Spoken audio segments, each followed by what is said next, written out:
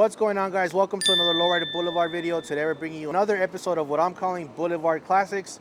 Today we're back with the homie Cisco. How you doing, man? And his wife Eve. How you guys doing? Hello. Gonna be showing us their 1948 Fleetline. Tell us about the ride, bro. First, tell us a little bit about the story about how you picked it up. How did you come about getting it? So this was maybe about 5 years ago. We were at a friend's house for Thanksgiving.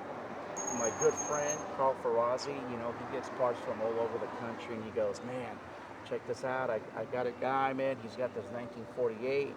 He's not selling it yet. I'm thinking about getting it, but I don't have any room." So I said, "Man, let me check it out." I looked at it. It was complete. It looked perfect, man. It had the visor, the skirts, everything on it, and it was running. Came with an extra engine. And he goes, "Man, what do you think?" I said, "I think I want to go get it, man." So I showed the picture to Eve, and the first thing that came out of her, "How much?" And as soon as she said how much, I knew we were going to go get it. Yeah. So 2 weeks later, we borrowed a homie's trailer, and then we drove about 22, 23 hours straight, somewhere out in the middle of nowhere, out in the Midwest. And we stayed on the side of the highway, stayed at the rest stops and everything. We looked at it. We shook hands with the old man that was selling it, and there was no haggling even. Yeah. We got an amazing deal for it, and we got an amazing price.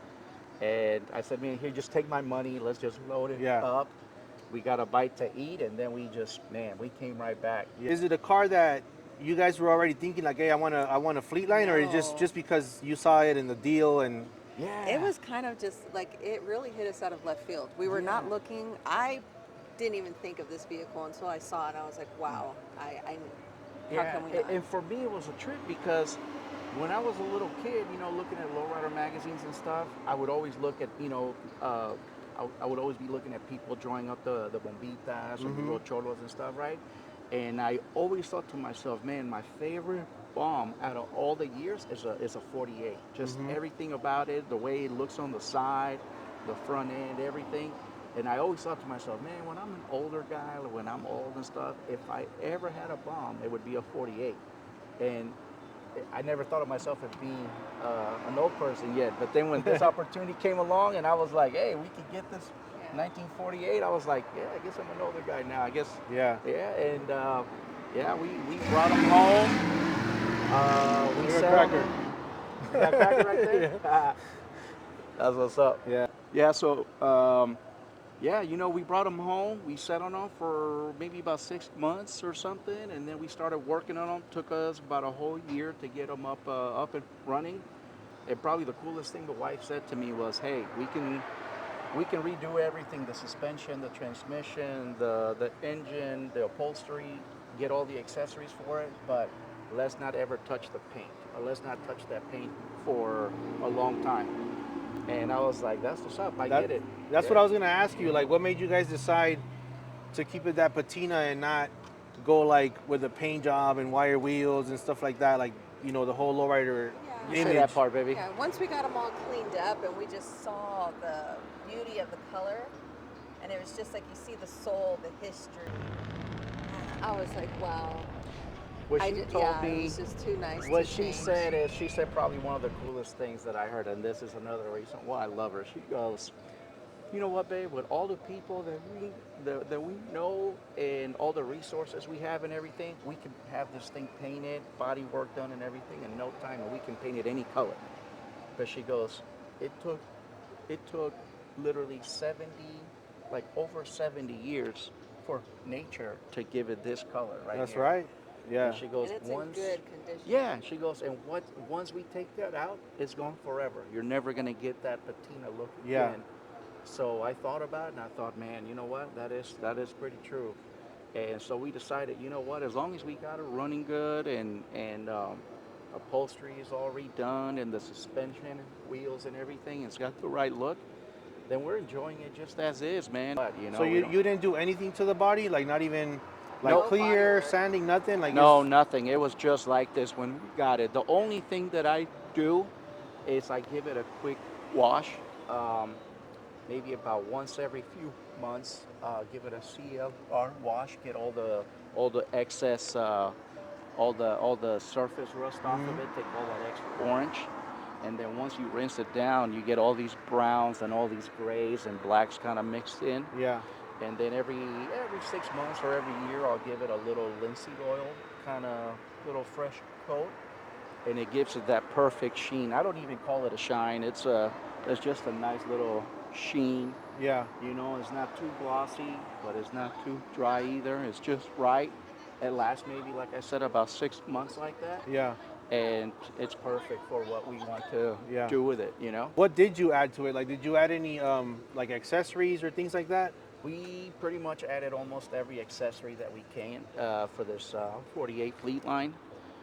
We got dual exhaust. We got the optional reverse light. We got the bumper guards. Yeah, we actually added those bumper guards. We got the Venetian blinds. We got the skirts. We got these little blades right here. Both sides. It already had the visor, so we had the visor on there.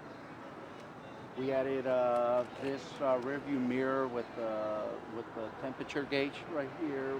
We got the passing eye. Yeah, I got the passing light. Yeah, the passing light right there. That was actually pretty cool. And then, man, we got pretty much just about everything. Yeah, we got the original the GM fan for it. We upgraded to this to the banjo steering wheel. These things are almost like 3 Gs right here, just for that, in that shape. Oh man, okay. We decided to keep it that way, not fully restore it, just because we thought it goes good, you know, all the little cracks and everything. We got the optional turn signal on there, the light viewfinder. I mean, you name it, we pretty much got everything on this thing, man, you know? It's still running on a 6-volt system. We had the option to update it to a 12-volt system, but I really like to get the old school feel. We stick with the 6-volt, and it's definitely been a learning lesson, but we got it down pretty good. So yeah, she stays on the road. He stays on the road pretty we figured good. out all his quirks. Can we check out the engine? Yeah, absolutely. Hey guys, I just want to pause the video real quick to let you guys know you can now buy the t-shirts that I wear on my YouTube video, the t-shirts that I give all the Blvd Stories episodes, which is the No Lowriding No Life Gold version, No Lowriding No Life Chrome version, the Cruising is Not a Crime. I also have one called City Lights, and just the regular Lowrider Blvd logo t-shirt. If you guys want to support my channel, that is a great way to do it. Plus, you can rock some cool merch. TheLowriderBlvd.com. I'll also leave the link down in the description. You guys can pick up a shirt. That'll be a great way to support. I appreciate you guys. Let's get back to the video. So tell us about the engine. What are we looking at here? Man, so that is the original inline 6. It's a 216 motor. These cars were definitely, they were not made for this weather. So it is a little bit more interesting, to say the least, when we take them out in the summertime. You know, once it starts hitting the 110s, 115s, we got to be very choosy about how many stops we make. So if we travel from the house and we come downtown, hey, make sure when you get here, you let them cool down, let them catch his breath. Yeah. You know, it's obviously not going to behave like a brand new car, but that's part of the fun of these cars. It's part of the joy. Something that, if it was easy to do, if it was easy to build these cars, I mean, everybody would do it, had one, yeah. So it takes a little bit of conviction and a little bit of an obsession to be like, you know what, man, we're taking out this car tonight, and it's all right because we're still going to look good doing it, you know? Right, that's right. What about the, what do you do for AC? Does it have AC? In the days is you would pull up, put ice in there. Some people have told me they would put even dry ice in there, but you can just get away with putting a little bit of ice. And as you start to drive and stuff, the air will get right in through here. It'll get cooled down by the ice, and then blow you got inside. these vents. Yeah, it'll just blow right in here, and it starts to cool down the whole. Have you tried that or no? We've done it without the ice, and it actually does blow the air right into it, We'll hit the freeway with this thing, and you open up these vents, and you'll feel the air going in, It's pretty fun, actually. What kind of wheels and tires does this have? So we got the artillery wheels. Those are like pretty much, you could say those would be like the Daytons of the bombs back in the days. Those are the ones that a lot of people are after. Of course, they're getting harder and harder to find. They're just called artillery wheels. They have like their own little version of the spokes right there. They're 15s, and then we got the 560s, Cokers, with the fat white wall on there to complete it. Yeah. And yeah, man, that, you know, we're good with them, man. That it gives it that nice class look, that gangster look right there, and it rides pretty good, man. I've had really good luck with these. Like I said, I don't ever leave the house without checking the air pressure on any of my cars. Maybe every second or third outing, and that's free game for everybody. I don't care who you are or what you do. I got 3 different style of these vehicles, and I got 520s on the other ones. I got 560s on these. And as long as you check the air pressure every 2, no more than every 3 outings before you leave the house, you know, take the extra time to make sure it's right where it needs to be, and you should be fine. That's half the problem, especially for the kind of riding that we do with 13s with small wheels, and you know, especially people out there who switches and stuff, man. Just, you know, keep that pressure on there. You know, it's gonna save you every time. You know. And when it comes to the suspension, have you thought about adding anything like bags to lower it, or did you lower it, or is this like normal? Well, right now it's got a 2-inch drop, so it's got 2-inch drop springs in the front, and then we got a 3-inch drop on the leaf springs in the bottom. Okay. And I think for right now we're kind of cool with it. You know? I don't want to cut them up or hurt. Yeah, we don't want to do too much to it. We have a thing about, you know, having that old school feel, you know, with this car, especially, you know, being that it's still a 6-volt system and stuff. I don't mind cranking up windows. I don't mind, you know, doing some of that stuff. It's so different than what we're used to. You know, we got our regular vehicles and they're push start and this and that, and you can just, you know, and this is so much different. It really kind of sets your mind in a different era, kind of makes you think about, you know, what people were doing back in the days, you know, so we really enjoy it. So maybe at one point we might consider maybe putting like an air ride system just to see it slammed on the ground. I don't know if I can convince the wife, because this is her car too. But for right now, we're just enjoying it, you know. But at the very least, it'll stay like this. Just like I said, 2-inch drop in the front, 3-inch drop in the back, and you know. Can we check out the trunk? Yeah, absolutely. I also forgot to mention, we got our little toppers right here. This is an original Pioneer Club from Vegas. It's made out of porcelain. And man, I had to fight people on the internet to get this one. This is not a repop. This is an original one, and this is probably one of my favorite little pieces. All right. We got this one right here. Go to church Sunday. I just thought it was, you know, kind of cool. Sends a good message. That's an original one. And then here's our trunk.